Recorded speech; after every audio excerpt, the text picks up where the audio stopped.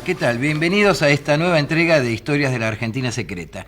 La semana pasada, cuando recorríamos en el trencito a vapor las vías que unen Villa Lynch con las proximidades de Puerto Ibicuí en la provincia de Entre Ríos, pensábamos, meditábamos en todas las distancias que hemos recorrido, todos estos 8 años tratando de poblar de imágenes Argentina esta pequeña pantalla de televisión. Desde las proximidades del Polo Sur hasta las soledades de la Puna, obviamente en la Quiaca, desde las alturas de la Concagua hasta los extremos más extremos del mar argentino. Y pensábamos también que para hacer historias de la Argentina secreta, por cierto, a veces no es necesario recorrer largas distancias. Tal el programa de hoy, que se desarrolla, que transcurre en el corazón mismo del microcentro de la ciudad de Buenos Aires. Una manzana poblada de historia, de misterios, de acontecimientos que tuvieron fundamental importancia en la vida de los argentinos. Estas son las imágenes. Parecen postales y son, en verdad, retratos de familia, de casas, de edificios y testimonios arquitectónicos de una gran familia, la nuestra. Una familia de más de 30 millones de argentinos que nos empecinamos, en desdeñar las cosas del pasado. Hombres, mujeres y niños que nos asomamos a nuestros orígenes por imposición de maestros y profesores, o, en el mejor de los casos, por curiosidad transitoria.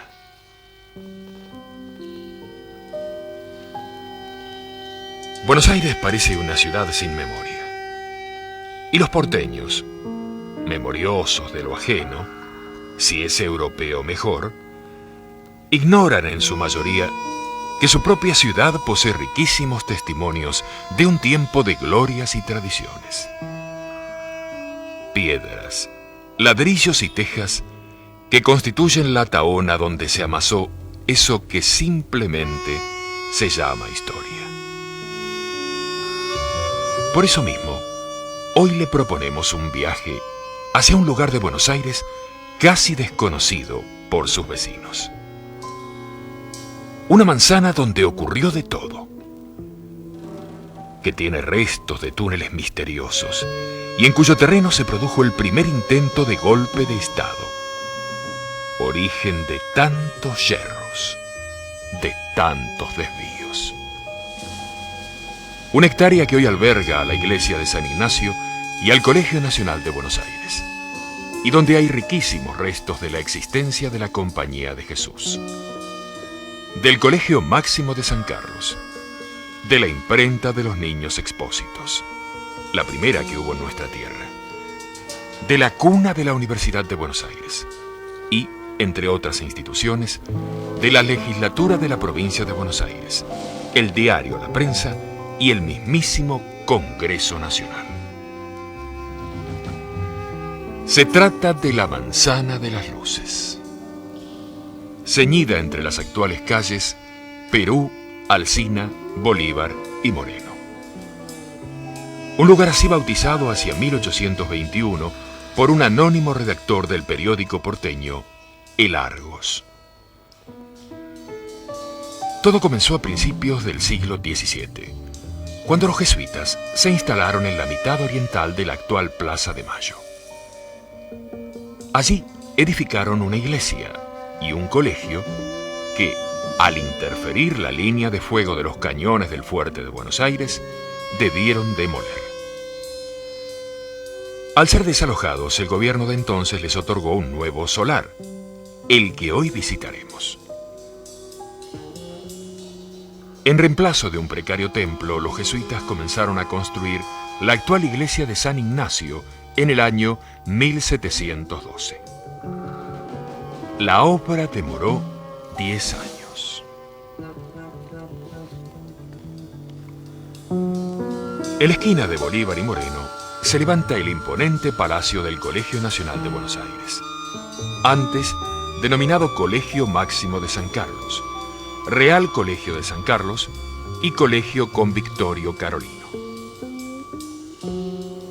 En el corazón mismo de la Manzana de las Luces, más allá de una escenografía de paredes de época y centenarios balcones, como si quisiera asomarse a la calle Perú, está el patio de la Procuraduría de las Misiones Jesuíticas, el corazón administrativo de ese imperio. Aquí se canalizaba el transporte, el depósito, la expedición y el cobro de los productos misioneros, y se alojaba a los indígenas y funcionarios en tránsito.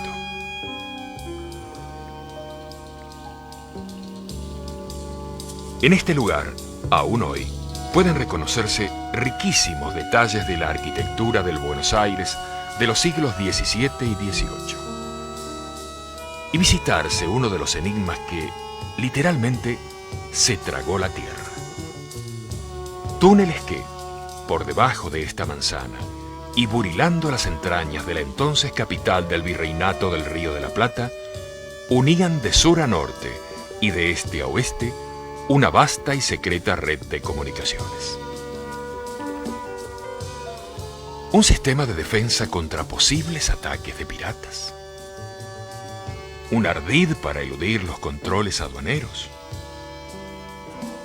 ¿Algo que ver con cárceles clandestinas?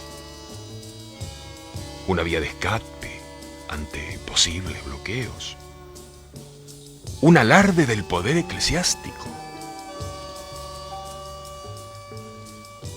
Enigmas de un Buenos Aires del cual quedan estos restos.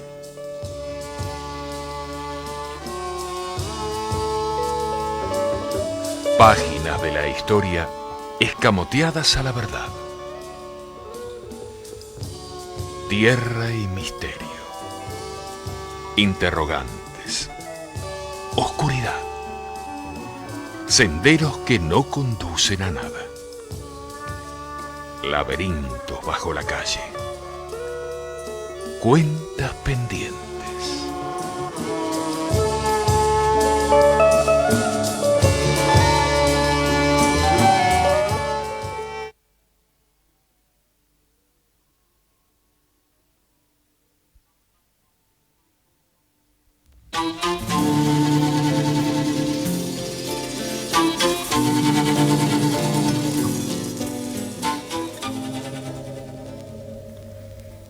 A 5 metros por debajo del nivel de las calles, tallados en el subsuelo de Buenos Aires, los túneles del siglo XVII proponen uno de los secretos mejor conservados de la capital virreinal. No hay testimonios escritos ni planos de su construcción. Para colmo de males, cada vez que se excavaban cimientos y aparecían galerías, las empresas constructoras, temerosas de que los historiadores retrasaran sus trabajos, callaban los descubrimientos y tapiaban con cemento el itinerario de los túneles.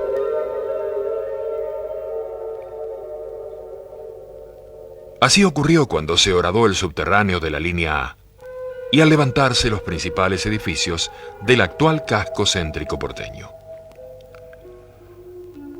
Poco y nada queda de esa sigilosa obra de ingeniería colonial. Unos pocos metros de túneles. Y la imaginación reemplazando documentos del pasado. La Manzana de las Luces es ahora un monumento histórico nacional.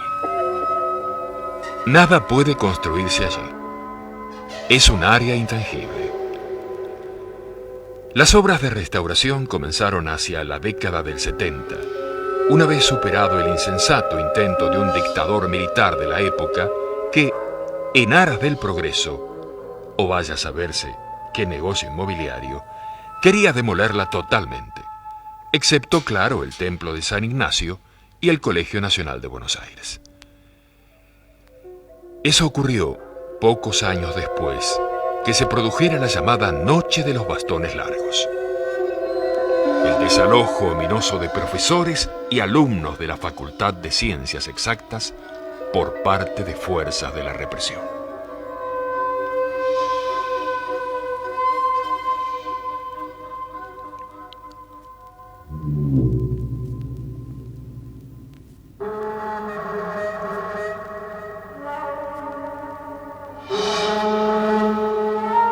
Al trasladarse la facultad hacia la actual ciudad universitaria, comenzó a gestarse el proceso de conservar y restaurar la Manzana de las Luces, un verdadero cofre donde hay grandes tesoros de nuestro pasado.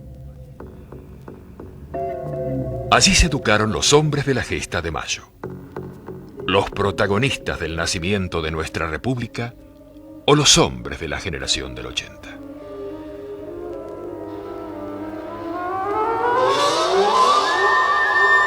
A pocas cuadras de la Manzana de las Luces, el historiador Félix Luna tiene su estudio. Un ámbito de trabajo que, en pleno microcentro, invita al sosiego y a la reflexión. Este profuso escritor riojano es director de la revista Todo es Historia y preside el Instituto de Investigaciones Históricas de la Manzana de las Luces. Félix Luna así nos relata los orígenes y los principales sucesos que tuvieron como escenario a esta parcela de Buenos Aires. La Compañía de Jesús era una de las órdenes religiosas más importantes, más activas en la América conquistada y poblada por los españoles. Y se instalaron, sus primeras radicaciones en América datan ya de finales del siglo XVI. De modo que llegan a Buenos Aires casi inmediatamente o poco después de la fundación, a punto tal que se les había reservado una sede, un solar, en el lugar donde hoy se levanta el Banco de la Nación Argentina. Después, por distintos motivos, se les dio, como en otras ciudades del país, un lugar, una manzana, que es exactamente lo que hoy se llama la Manzana de las Luces. De modo que indudablemente la historia de la manzana está muy asociada a la actividad que realizaron los jesuitas allí. Como usted sabe, los jesuitas tenían las misiones que se extendieron en 60 o 70 pueblos en el territorio de lo que es hoy la República del Brasil, el Paraguay, la República Oriental del Uruguay y también la Argentina. Ahí, bueno, construyeron o intentaron construir una suerte de civilización nueva donde la codicia estaba excluida, donde se hablaba solamente guaraní, donde las tribus indígenas se habían radicado, se habían urbanizado, donde esta suerte de imperio, como lo llamó Lugones, se autoabastecía prácticamente de todo, menos papel y vidrio, virtualmente fabricaban todo lo que necesitaban para vivir y aún exportaban, yerba mate sobre todo. Entonces Buenos Aires se convirtió, diríamos así, en la gerencia comercial de las misiones jesuíticas. De aquí se hacían las exportaciones y las importaciones que se necesitaban. Aquí venían contingentes de indígenas guaraní para diversas actividades, entre otras actividades musicales. Tenían excelentes coros y excelentes orquestas de cámara que en su momento entretuvieron al vecindario de Buenos Aires. Y por supuesto en la Manzana de las Luces se levantó la iglesia de San Ignacio, que todavía existe. Pero la manzana no está asociada solamente a los jesuitas. Los jesuitas fueron expulsados en su momento y lo que habían hecho quedó en manos del Estado, diríamos así. De modo tal que en la manzana funcionaron el Colegio Real de San Carlos, el antecedente del Colegio Nacional de Buenos Aires, funcionaron las casas redituantes, que eran locales que se tenían para que pagaran alquiler, donde había diversos negocios, y funcionaron después, en la época patria, virtualmente todos los organismos importantes que formarían la base del Estado, primero provincial, de la provincia de Buenos Aires, y después del Estado nacional. Desde el Archivo General de la Nación, la Biblioteca Nacional, el Banco de la Provincia de Buenos Aires, la Sala de Representantes, o sea, la legislatura de la provincia de Buenos Aires, donde ocurrieron debates muy importantes, entre ellos la jornada de junio de 1852, donde los representantes de la provincia de Buenos Aires rechazaron el acuerdo de San Nicolás. Y naturalmente todo lo que cuenta, por ejemplo, Miguel Cané en Juvenilia, para no hablar de los famosos túneles que forman parte de la leyenda o del folclore de la Manzana de las Luces, pero que existen desde luego y que constituyen una parte muy atractiva. ¿Por qué Manzana de las Luces? Porque en 1821 un diario porteño, El Argos, dijo que la reunión de la universidad, que recién se había creado, que estaba instalada allí, del archivo, del diario oficial, del registro, de una cantidad de instituciones de este tipo, le daba a la manzana el carácter, una especie de concentración intelectual, las luces, la iluminación de la época, y desde entonces quedó este nombre. Como puede recordar cualquier porteño que tenga más de 50 años, allí funcionó hasta hace poco tiempo la Facultad de Ciencias Exactas. Y poco a poco, al tomar conciencia de la importancia histórica de la Manzana de las Luces, se fueron desocupando estas reparticiones, se fueron reciclando en la medida de lo posible algunas de ellas, como la sala de representantes, que ustedes habrán visto o verán ahora en la pantalla, y que está reconstruida a la perfección. Lo único que falta es la vieja araña, que no se sabe dónde está y si se puede reconstruir todavía, y donde, como digo, pasaron cosas muy importantes, o la sala Massa, donde fue asesinado el presidente de la legislatura porteña, Manuel Vicente Massa, en ocasión de la famosa conspiración en la que intervino su propio hijo. No es un museo, ni salones vacíos. Una araña del año 1893 corona este salón virreinal, aposento de viajeros famosos, lugar de encuentros y tertulias. Aquí estuvo también la presidencia del Consejo Deliberante de Buenos Aires y más tarde el rectorado de la Universidad de Buenos Aires. Es lo único que queda, también, de una de las 5 casas redituantes que tenía la gran aldea. Una suerte de lujoso hospedaje para ilustres visitantes. Una joya que cualquier vecino actual de Buenos Aires puede visitar al módico precio de proponérselo.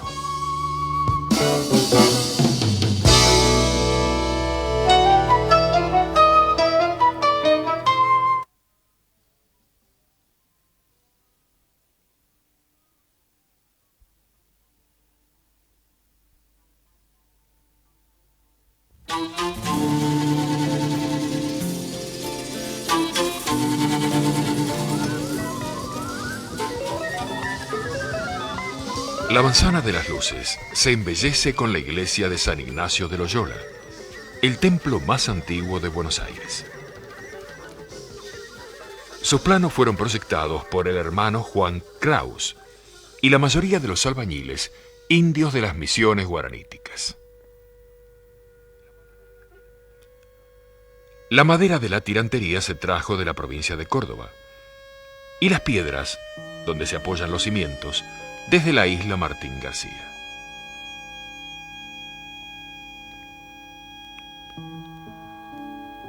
Las torres de San Ignacio, con sus azulejos blancos y azules, fueron durante muchas décadas un mirador hacia la pampa, hacia la tierra que el español iba tomando al indio.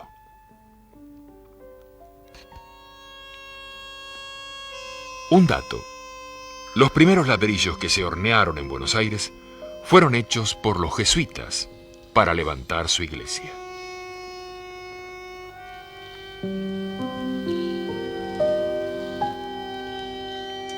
El templo, de estilo barroco, tiene influencias de quienes, en distintas etapas de su construcción, le aportaron detalles personales. Así, por ejemplo, tiene rasgos arquitectónicos alemanes e italianos y un matiz hispano y americano que apartaron a todo el conjunto de la estructura del diseño del Gesù, la iglesia madre de los jesuitas en Roma. La nave central de San Ignacio genera 2 naves laterales y una serie de capillas y altares secundarios. Frente al altar mayor, en el año 1821, se fundó la Universidad de Buenos Aires. Quizás el de San Ignacio sea uno de los templos porteños del cual mayor documentación existe.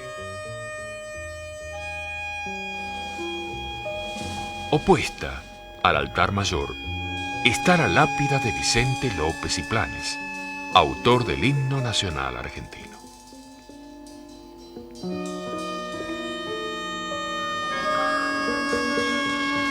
La tumba de Juan José Castelli, uno de los prohombres de Mayo, jamás pudo ser hallada.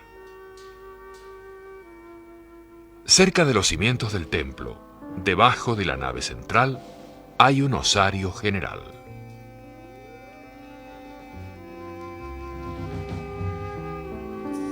Según los testimonios más reconocidos, la tumba de uno de los padres de la Revolución de Mayo estaría frente al tercer altar, contando desde adelante hacia atrás.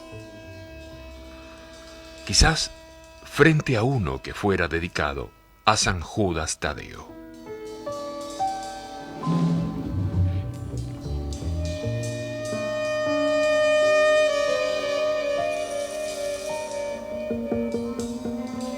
En un lateral de San Ignacio se conserva incólume el claustro original del Colegio Grande, también fundado por los jesuitas. Esta institución estuvo primero en un ángulo de la Plaza de Mayo y se trasladó a la Manzana de las Luces en 1661, donde funcionó hasta el año 1767.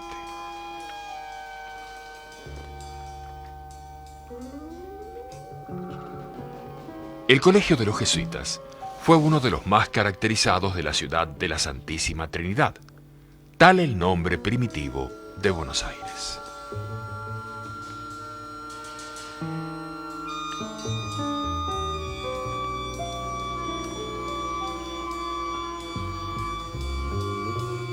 Otra joya de la manzana es el Colegio Nacional de Buenos Aires, heredero de los antiguos colegios jesuíticos.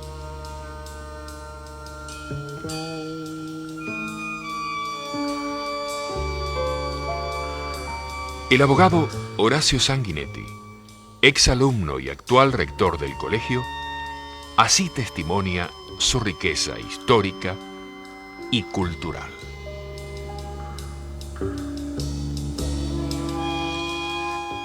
Yo diría que el colegio mantiene su categoría y su excelencia por diversas razones. En primer lugar, hay un valor tradicional que no podemos desdeñar. Este colegio es anterior a la nación misma, no digamos a la universidad que lo contiene actualmente, pero es casi 200 años anterior a la misma nación. En él se formaron los grandes próceres de la nacionalidad, desde los miembros de la primera junta hasta la generación de Echeverría, de Alberdi, en fin, no voy a hacer nombres ahora, pero con excepción de Sarmiento, que no pudo ingresar por el malhadado sistema de sorteo, y San Martín, que se educó en España, prácticamente son realmente muy pocos los próceres que no estudiaron acá. Entonces, en este sentido, la nación tiene una deuda con el colegio. Yo no sé cuántas otras instituciones pueden exhibir un crédito semejante ante la nación, es decir, el servicio que el colegio le ha prestado a la nación como formación de sus hombres fermentales. Y esto sigue siendo, no es que nos detengamos en las glorias tradicionales, el colegio sigue activo, sigue siempre con esa finalidad para la cual fue creado y sobre todo para la cual fue trasladado a la universidad de 1911. Y el colegio sí es signo de lo que en algún momento la educación fue en nuestro país. Tiene el impulso sarmientino, el impulso civilizador de Alberdi, de Echeverría, de Mitre, que fue el refundador del colegio en 1863 con este nombre de Colegio Nacional, y ese impulso continúa. Es un colegio de libertad, donde el espíritu con que se trabaja es de gran solidaridad, de gran libertad. El tema tanto intelectual como disciplinario en el colegio es un tema que a mí me satisface mucho. Hemos logrado un notable equilibrio entre el orden y la libertad. Es decir, el máximo de libertad posible con el mínimo de orden necesario a la convivencia. Y es el mismo afecto que inspira el colegio, hace que los chicos lo cuiden. Usted ve el edificio está bien conservado, no se escriben las paredes, no se rompen los elementos como es tan habitual en nuestras gentes que son un poco desaprensivas con los bienes del Estado, no advierten que son los bienes del pueblo, los bienes que financia el pueblo. Este recinto es, junto al Nacional de Concepción del Uruguay, uno de los de mayor prestigio del país. No solo por su historia y nivel educativo, sino porque por sus aulas desfilaron los personajes más destacados de la vida pública nacional. Cada rincón tiene una evocación, un amigo que está o que ya no está, un profesor, un ejemplo. Toda la formación intelectual de uno, intelectual y moral y cívica, arranca de estas paredes. Somos hijos de alguien, tenemos nuestras raíces, y las mías y las de muchísima gente de bien están entre estas paredes venerables que ya van cumpliendo también sus años, porque el colegio completo, digamos, se inauguró hace algo más de 50 años, en el 38. Pero desde 1908 o 10 empezó a elaborarse este gran palacio, como lo denominó el exalumno Fernández Moreno, y muchos tenemos nuestros corazones enlazados aquí. Son esos pequeños detalles que a uno lo vinculan con un banco, con un rincón, con un ángulo del colegio, con una lámpara, y eso es una herencia que todos llevamos, y que los exalumnos del colegio en general llevamos muy hondo. Yo los veo, nos reunimos con frecuencia con exalumnos acá cuando cumplen sus 25 años, sus 50, todos tienen sus anécdotas, sus diversas vivencias que son siempre apasionantes. En un pequeño patio del colegio está el acceso a otro túnel, el más largo de los actualmente rescatados del olvido. En él se pueden advertir las marcas de los picos que excavaron la Tosca. Estas galerías secretas habrían unido la Manzana de las Luces con el Cabildo, la Catedral y, según se supone, con el Convento de las Catalinas, ubicado en San Martín y Viamonte. El de estos laberintos es, aún hoy, el único punto oscuro de la Manzana de las Luces. Todo un misterio.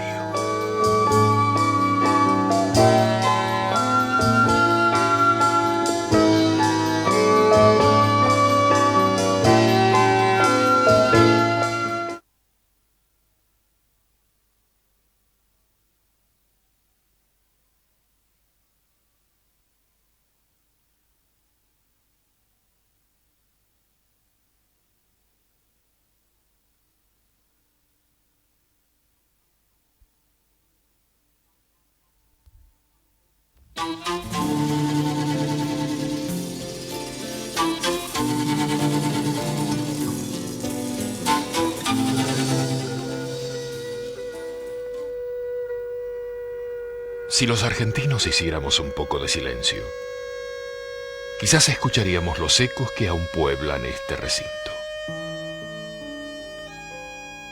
Es la Sala de Representantes de Buenos Aires. Fue diseñada por el arquitecto francés Próspero Catlin e inaugurada el 1 de mayo de 1822. Luego de la federalización de la ciudad de Buenos Aires, aquí sesionó el Congreso Nacional, el Consejo Deliberante de la Capital Federal y, finalmente, el Aula Magna de la Facultad de Arquitectura. Como hecho significativo, yo elegiría las jornadas de junio de 1852, porque en ese momento fue cuando se plantearon de una manera frontal, a través de grandes voceros, el viejo conflicto existente, que todavía de algún modo se da, entre Buenos Aires y la Argentina interior. Es decir, entre la necesidad de integrar a la ciudad porteña con el resto del país y las exigencias de Buenos Aires para tener una cierta autonomía que le permitiera aprovechar su riqueza, sus rentas aduaneras, su prestigio, etc. Ese fue un debate histórico. Ahí intervinieron Mitre, Vélez Arfiel, etc. Y finalmente lo que ocurrió fue que Alsina prevaleció en su posición localista, por decir así, mientras que Vicente Fidel López, hijo de Vicente López y Planes, que defendía la posición de la integración con la Confederación, fue derrotado, pero fue derrotado más por los abucheos, por los gritos, por las amenazas, que por las razones que se dieron, y tuvo que salir incluso por una puerta excusada que daba sobre la calle Moreno para evitar ser agredido. Creo que fue un momento muy dramático de la historia argentina. Tal como lo afirma Félix Luna, en La Manzana de las Luces se define el destino de la nación, la empresa histórica de los argentinos. La nación es una argamasa de millones de seres que entremezclan sus ideas, su sangre, amores y desamores a través del tiempo. La república, en cambio, es la forma de gobierno que tan acertadamente elegimos. También aquí, en La Manzana de las Luces, una de las formas arquitectónicas de nuestro pasado.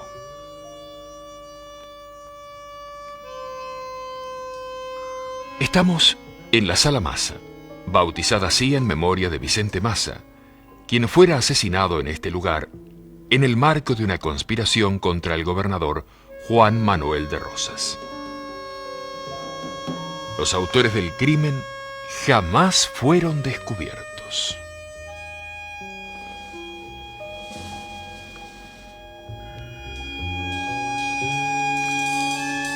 Pero volvamos a Félix Luna, quien así opina de la importancia de la Manzana de las Luces. Ha pasado toda la historia argentina, se puede decir, por la Manzana de las Luces. Y yo creo que es un deber de la conciencia nacional, bueno, ayudar a que sea preservada, a que sea reciclada y mejorada dentro de lo posible. Y, bueno, en lo que podamos hacer, aquellos que tenemos amor por la historia, las publicaciones que está haciendo el Instituto de Investigaciones Jorge Garrido, creo que contribuyen al conocimiento de este pedacito de historia argentina que está enclavado tan cerca del centro de Buenos Aires, tan cerca de la City, tan cerca de los lugares donde se hace política, a 2 cuadras de la Casa de Gobierno, a 1 cuadra del Consejo Deliberante, pero que en sí es una suerte de sede del pasado argentino en sus mejores expresiones. El pasado ha sido también pintado por Lora Freixas, historiadora de tela y pincel. Un artista que refleja en sus telas los principales escenarios de la Manzana de las Luces. Si se observara este lugar en silencio también, se podrían escuchar los ecos del motín de las trenzas, que no lejos de aquí ocurriera en el cuartel del Regimiento de Patricios en 1811. El primer intento de golpe de Estado registrado en nuestra tierra. Una lucha entre dos políticas, dos concepciones distintas de la naciente patria, consecuencias de las ideas opuestas de Saavedra y de Moreno. En estos tiempos que corren, en que la televisión usa los hechos del pasado para sus programas de nostalgia, no estaría de más que nuestros telespectadores tomaran la iniciativa de recorrer los escenarios de su propia historia. En Buenos Aires, o cualquier pueblo del país,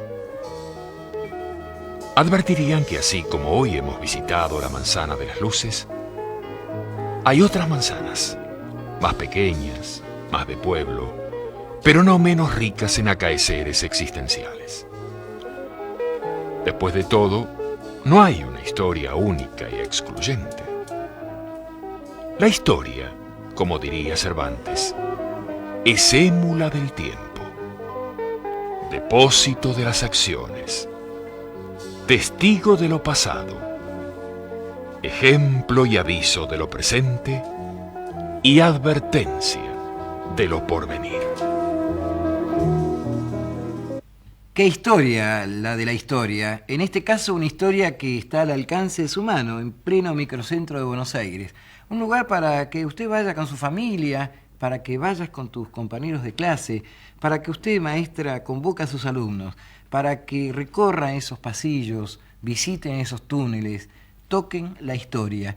Quizá al tocar la historia se estén o nos estemos tocando a nosotros mismos, porque no son cosas del pasado simplemente, tienen que ver con nuestro álbum de familia, como recorrer esas viejas fotos de nuestros tíos y abuelos y antepasados. En este caso tocaremos ladrillos que nos pertenecen. Esa es un poco la propuesta del programa de hoy, acercarnos a nuestras esencias, a las raíces, a nuestro presente de identidades. En el cierre del programa, algunas pocas noticias. Estamos un poco retrasados con la inauguración de la escuela de Villa Guillermina. Estamos terminando en estos tiempos del cólera la red cloacal. Lo vamos a hacer en un lugar que sin ninguna duda está expuesto a este flagelo. También seguimos construyendo la escuela Guillermo Magrazzi en la localidad neuquina de Vilumallín, Ocurre que las nuevas autoridades neuquinas ignoraban un poco lo que estábamos haciendo en Vilumallín. Bueno, estamos tratando de desayunar a los funcionarios para que tomen conciencia de ese gesto solidario en la provincia de Neuquén. Bueno, y lo demás, lo de siempre. Seguimos contestando las cartas, copiando videos para las escuelas y tratando de estar presente en este pequeño espacio de la televisión argentina para contarle estas historias de la Argentina secreta. Hasta la semana que viene y muchísimas gracias.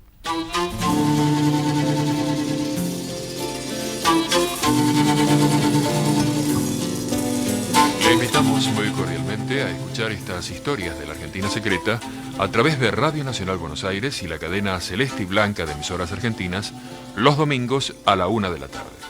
Y también podrá hacerlo por numerosas emisoras privadas de todo el territorio nacional.